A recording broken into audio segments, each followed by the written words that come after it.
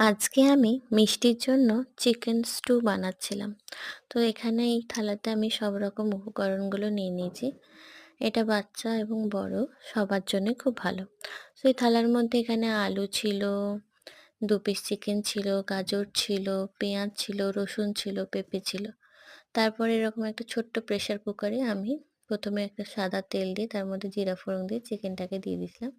তারপরে আস্তে, আস্তে গাজর, পেঁপে, রসুন, পেঁয়াজ, আলু যা সবজি তোমাদের পছন্দ মতো সব রকম সবজি তোমরা এড করতে পারো যেটা তোমাদের বাচ্চারা খায় বা বড়রাও যেটা ভালোবাসে। তো এটা একদম ঘরোয়া পদ্ধতিতে অন্য কোনো কিছু আমি দিইনি যেহেতু এটা মিষ্টি খাবে।